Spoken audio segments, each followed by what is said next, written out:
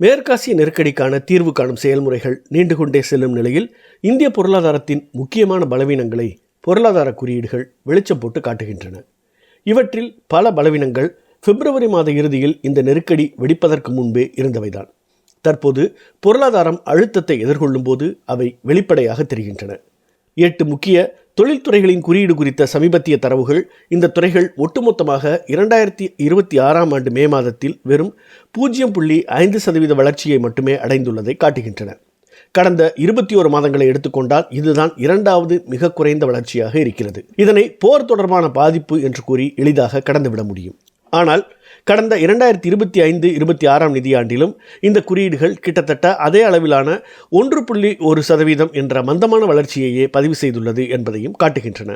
இப்போதும் கவலைக்குரிய விஷயமாக இருப்பது என்னவென்றால், உள்நாட்டு கச்சா எண்ணெய் மற்றும் இயற்கை எரிவாயு துறைகள் பல ஆண்டுகளாக வீழ்ச்சியை சந்தித்து வருவதைப் போல மே மாதத்திலும் நிகழ்ந்துள்ளது. அமெரிக்கா ஈரான் மோதலின் 3வது மாதமான இந்த நேரத்தில் எண்ணெய் விலைகள் ஏப்ரல் மாத உச்சத்தை விட சற்று குறைந்து நிலை பெற்றுள்ளன. இதன் விளைவாக எண்ணெய் சந்தைப்படுத்தும் நிறுவனங்களின் எண்ணெய் இறக்குமதி உள்நாட்டு தேவையை பூர்த்தி செய்வதற்காக மீண்டும் அதிகரிக்க தொடங்கியது. ஒரு வியூக ரீதியான இலக்கு இங்கும் தொடர்ந்து தவறவிடப்படுகிறது. உள்நாட்டு தேவையை பூர்த்தி செய்ய இறக்குமதி செய்யப்பட்ட எண்ணெயை பயன்படுத்த முடியும் என்றாலும் வியூக ரீதியிலான இருப்புகளை நிரப்புவதற்கு உள்நாட்டு உற்பத்தியை அதிகரிக்க வேண்டும். அந்த இருப்பு எண்ணெய் தரம் குறைந்ததாக இருந்தாலும் கூட பற்றாக்குறை காலங்களில் வெளியிடப்படலாம். இதே நிலை இயற்கை எரிவாயுவிற்கும் பொருந்தும். இயற்கை எரிவாயுவின் இறக்குமதியும் உள்நாட்டு உற்பத்தியும் சுருங்கியதால் உரத்துறையிலும் உற்பத்தி குறைந்தது.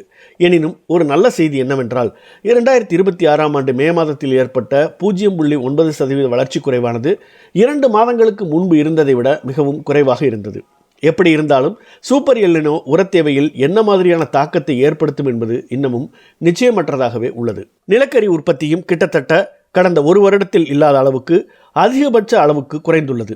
கோடைக்காலம் தொடர்ந்து வெப்பமடைந்து வருவதால் மின்சார உற்பத்திக்கென ஏற்ற இறக்கமாக இருக்கக்கூடிய புதுப்பிக்கத்தக்க ஆற்றல் மூலங்களையோ அல்லது அதிக விலையுள்ள இறக்குமதி செய்யப்பட்ட நிலக்கரியையோ தான் அதிகமாக சார்ந்திருக்க வேண்டியிருக்கும். பொருளாதார நெருக்கடியை வெளிப்படுத்துவது முக்கிய துறைகள் மட்டுமல்ல, சமீபத்திய சரக்கு மற்றும் சேவை வரி வருவாய் தரவுகளும் உள்நாட்டு பொருளாதார நடவடிக்கைகள் மந்தமடைந்து வருவதை காட்டுகின்றன. உள்நாட்டு பரிவர்த்தனைகள் மூலமான வருவாய் 2026ஆம் ஆண்டு மே மாதத்தில் 2.6% அளவுக்கு சுருங்கியுள்ளது. கடந்த ஆண்டு மே மாதத்தில் ஒரு முறை மட்டுமே வரக்கூடிய லாப பரிமாற்றம் அரசுக்கு கிடைத்தது.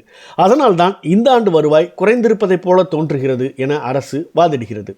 அப்படி இருந்தும் கடந்த 6 மாதங்களில் உள்நாட்டு ஜிஎஸ்டி வருவாயின் சராசரி வளர்ச்சி வெறும் 3.1%ஆகவே இருந்தது. இது 2025-26 மற்றும் அதற்கு முந்தைய ஆண்டை விட குறைவு. 2026ஆம் ஆண்டு மே மாதத்தில் வணிகப் பொருட்களின் ஏற்றுமதி சாதனை அளவை எட்டியுள்ளதால் இதனை ஒரு விநியோக பிரச்சனையாக சொல்ல முடியாது. மாறாக இது ஒரு தேவை சார்ந்த பிரச்சனை. ஏனெனில் உண்மையான ஊதிய வளர்ச்சி குறைவாக இருப்பதோடு அதிகரித்து வரும் பணவீக்கமும் இணைந்து மக்களின் செலவுகளை சுருக்குகின்றன. இந்தியா பருவமழை பற்றாக்குறையாக இருக்கக்கூடிய ஒரு காலத்திற்குள் நுழையும் வேளையில் இவை யாவும் கவலையளிக்கும் சமிக்ஞைகளாகும்.